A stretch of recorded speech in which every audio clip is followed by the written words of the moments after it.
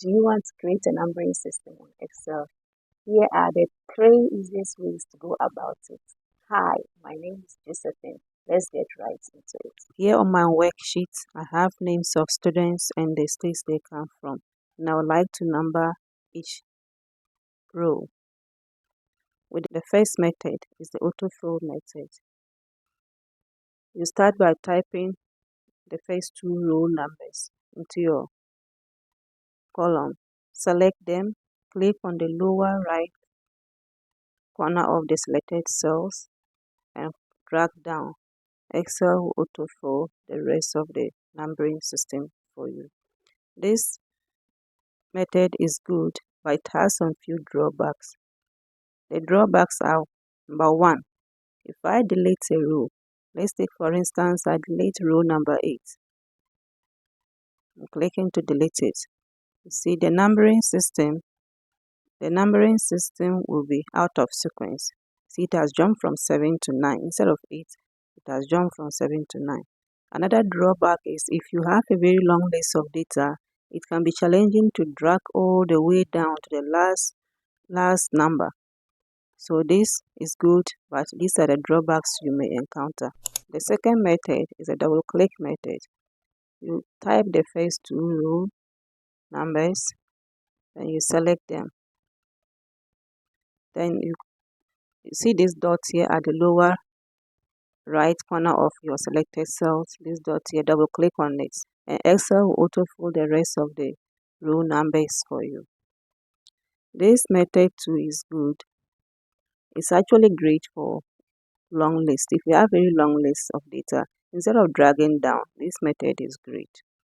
But it has its drawbacks as well. The first drawback is that it only works with rows which hold data values, and it doesn't work for blank rows in your data sheet. If you want to use this trick, make sure that all your rows are having values. There's no blank rows on your table. Let me demonstrate this, and you see. I'm going to delete the numbering, and I'll insert an empty row. Alright, click insert, then now insert an entire row. You see what I'm trying to you see what I'm talking about.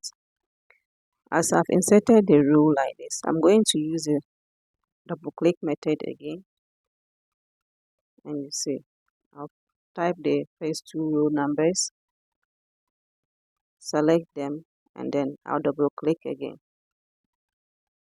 See, because of this blank row here, the numbering system has stopped, so it will not fill the rest of the numbers for you. That's one of the drawbacks of this method. To remove the empty row, right click and select delete. The empty row has been removed. The last method is using the row formula. You type the equal to and type row, select the row function, close the brackets. Close the brackets. This is the row function. If I press enter, it will number the row for me, but it will number the row according to with reference to the cell row number, which is 4 right now. You can see it's 4 here, so that's why it numbered it 4. In order for us to make it start at 1, we'll minus the rows that are above this row. Minus, like here we have row 4.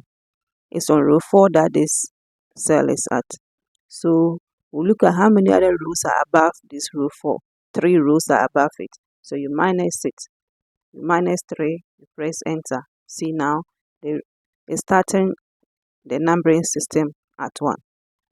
And now you can copy the formula down to fill the rest of the cells. See, why I said this method is good is that if I delete this row, let's say row 9, I'm deleting row 9. If I click delete, you see what has happened? The deleted, the row numbers are automatically updating themselves.